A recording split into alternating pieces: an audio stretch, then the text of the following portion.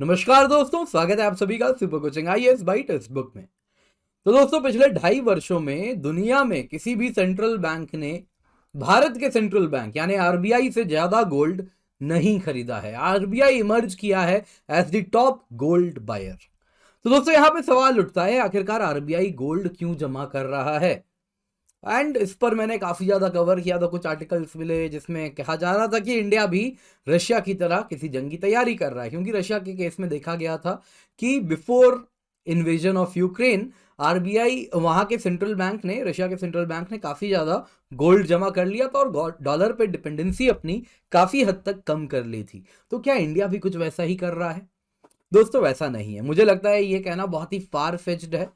क्या सच्चाई है दोस्तों, यहां पे मैं आपको 3 कारण बताने वाला हूं जिस वजह से आरबीआई एक्चुअल में गोल्ड जमा कर रहा है। और सिर्फ आरबीआई ही नहीं, कई अन्य सेंट्रल बैंक्स भी ऐसे हैं जो गोल्ड जमा कर रहे हैं। जो तीसरा कारण है वो सबसे इंपॉर्टेंट कारण है और सबसे ज्यादा मतलब हमारे लिए गर्व की भी बात है अगर वो सच हुआ तो आइए आज की क्लास इसके साथ स्टार्ट करते हैं। आप देख सकते हैं न्यूज में क्या है, आरबीआई ने 132.34 मीट्रिक टन ऑफ गोल्ड अप्रैल 20 से लेकर सितंबर 2022 के बीच में खरीदा है, यानी पिछले 2.5 साल में खरीदा है। और RBI largest buyer of gold बन के इमर्ज किया है। आप देख सकते हैं, वैसे ही अन्य पत्रिकाएं भी इसको कवर कर रही हैं। बिजनेस स्टैंडर्ड में भी आया है इसी प्रकार का न्यूज। तो न्यूज में है दोस्तों, 132.34 metric tonne of gold RBI ने परचेज किया है पिछले 2.5 सालों में, अप्रैल 2020 से सितंबर 2022 के बीच में। अप्रैल 2020 अगर आप देखें, यानी 2020 अगर आप देखें तो इस ग्रे कलर से दिखाया जा रहा है और ये हो गया कुछ रेडिश कलर में और ये ब्लू कलर में। तो ग्रे, रेड एंड ब्लू का कलर का आप चार्ट देखें तो भारत का इतना बड़ा है। तो इंडिया का जो टोटल गोल्ड इंडिया ने परचेज किया है उसमें से इतना बड़ा पार्ट 2020 से 2022 में इंडिया ने खरीदा है। अन्य देश की केस में अगर हम देखें तो रशिया वगैरह के केस में देखें तो ये लगभग नॉन एग्जिस्टेंट है। वैसे ही आप देखें, टर्की ने 2022 में काफी ज्यादा गोल्ड खरीदा है, लेकिन इतना बड़ा पिछले 2.5 सालों में सिर्फ इंडिया का चार्ट आपको देखने मिलेगा। और इसी प्रकार से थाईलैंड ने भी 2022 में बहुत गोल्ड खरीदा है, जापान ने भी खरीदा है। तो आरबीआई पिछले 2.5 सालों में लार्जेस्ट गोल्ड बायर बन के उभरा है। 2020 की बात करें तो 41.68 टन ऑफ गोल्ड खरीदा था। 2021-22 में भी 77.5 मीट्रिक टन और 2022 के सितंबर तक 31.25 मीट्रिक टन गोल्ड खरीदा था। इसके सिवा आपको यह भी कहना चाहूंगा दोस्तों, बहुत सारा गोल्ड जो खरीदा गया है वो अनअकाउंटेड भी है कई देशों के केस में। जैसे रशिया की बात करें तो जंग के बाद से रशिया ने कह दिया है हम कितना गोल्ड खरीद रहे हैं, बेच रहे हैं, हम किसी को बताने नहीं वाले। तो इस प्रकार से कुछ गोल्ड अनअकाउंटेड भी इस बीच है। तो रशिया की बात करते हैं दोस्तों, तो जो पहला हाइपोथेसिस है कि क्या कोई जंग की तैयारी हो रही है रशिया की जैसी, जिस वजह से इंडिया गोल्ड परचेज कर रहा है। तो क्या रशिया ने कैसे और क्यों गोल्ड खरीदा था, आइए देखते हैं। तो दोस्तों, 1995 में रशिया के पास बस $2 बिलियन की कीमत का गोल्ड था। और वहीं अभी की बात करें तो $130 बिलियन या फिर टोटल रिजर्व्स का 20% हिस्सा रशिया का गोल्ड से ही इंक्लूड होता है। तो ये अगर आप देखें तो करीबन रशिया के पास 2298 टन ऑफ गोल्ड है। और दुनिया में इतना ज्यादा गोल्ड, उससे ज्यादा गोल्ड केवल यूएसए, जर्मनी और इटली के पास है। फ्रांस के पास भी कुछ रशिया जितना ही गोल्ड रहता है। तो यहाँ पे रशिया को मालूम था जैसे ही वो यूक्रेन को इन्वेड करेगा उस पर कई सैंक्शंस लगने शुरू हो जाएंगे। तो इन्वेजन के पहले ही रशिया ने शुरू कर दिया था अपनी इकोनॉमी का डी डॉलराइजेशन, जिसके अंतर्गत उसने डॉलर बेस्ड एसेट्स को बेचना शुरू कर दिया था और उसके जगह गोल्ड खरीदना शुरू कर दिया था यूक्रेन इन्वेजन स्टार्ट होने के पहले। हालांकि 100% ये कर नहीं पाया, कुछ गोल्ड रशिया के पास तब भी बचा रह गया था। लेकिन मेजर एसेट्स जो रशिया के थे वो उसने अपने ध्यान रख लिए थे एंड इंश्योर कर लिया था कि रशिया की जो मेजर गोल्ड बेस्ड एसेट्स थी उसके पास बचे। एंड तो दोस्तों, ये गोल्ड शोर अप करना ना एक स्टैंडर्ड प्रैक्टिस है।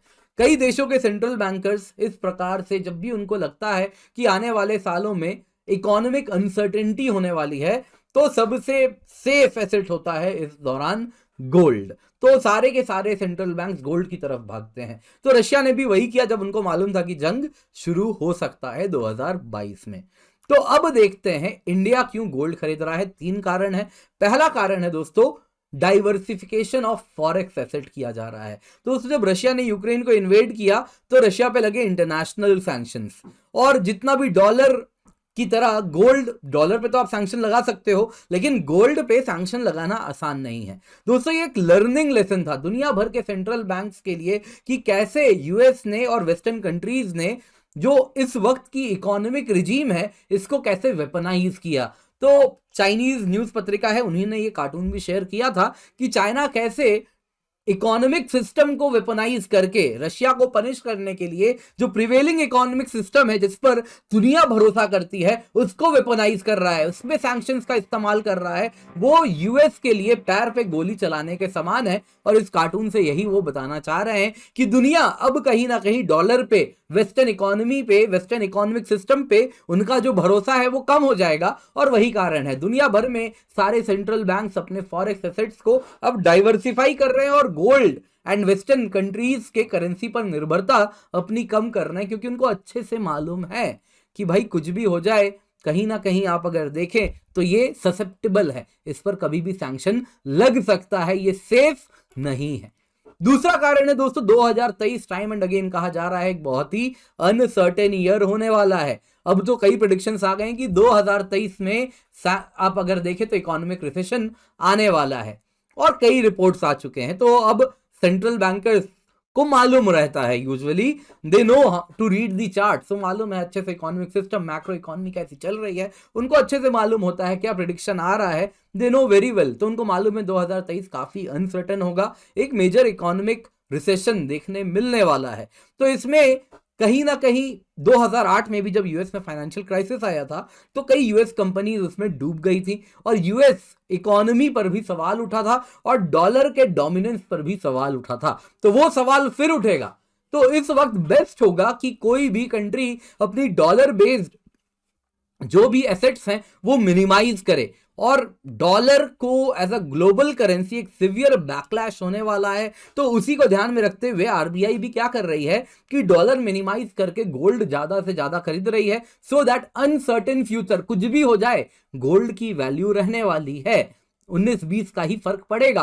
Gold is the safest asset that RBI can have. तो वो अपनी सेफ एसेट्स को मजबूत कर रही है क्योंकि 2023 काफी अनसर्टेन होने वाला है। और तीसरा कारण दोस्तों जो आपके दिल को सबसे ज्यादा सुकून देगा, यह है रुपी की ग्लोबल एक्सेप्टेंस बढ़ाने के लिए भी आरबीआई अब गोल्ड को शोर कर रही है, शोरअप यानी जमा कर रही है। तो आरबीआई आपको मालूम है रुपीज आईएनआर छापती है और आरबीआई अगर गोल्ड रिजर्व भी मेंटेन करेगी तो दुनिया को भरोसा होगा कि जो रुपी छापने वाली करेंसी है, इंडियन नेशनल रुपी छापने वाली करेंसी है, जो बैंक है आरबीआई है, सेंट्रल बैंक है, उनके पास गोल्ड भी है।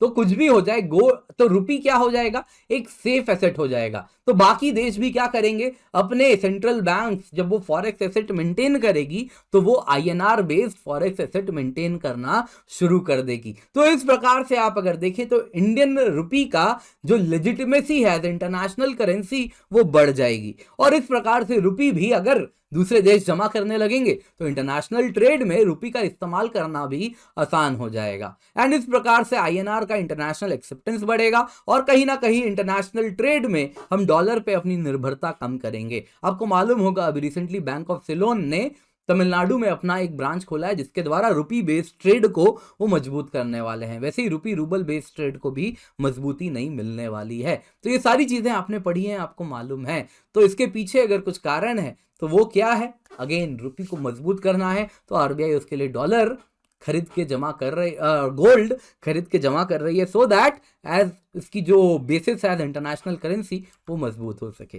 दोस्तों आज की क्लास पसंद आई होगी तो लाइक जरूर कीजिएगा। ये टेलीग्राम चैनल है जहां पर जुड़ के आपको पीडीएफ आप जरूर डाउनलोड कर सकते हैं। इसके सिवा आपको 1 साल की यूपीएससी सीएससी सब्सक्रिप्शन केवल 29,999 रुपए में मिलती है, जो आप कूपन कोड किंजल यूज करते हैं जिससे आपको एडिशनल 5% डिस्काउंट मिलता है। इसके सिवा ये यूपीएससी सीएससी सब्सक्रिप्शन आप जो ले रहे हैं, एक सब्सक्रिप्शन से आपको GS course, optional course, subject course, CSAT के कोर्सेज, सुपर टीचर्स के कोर्सेज, ये सब मिलते हैं 1 साल के लिए केवल 29,999 रुपए में। बाकी आप मुझसे जरूर जुड़ें और साथ ही साथ इस चैनल को सब्सक्राइब करना बिल्कुल भी ना भूलें।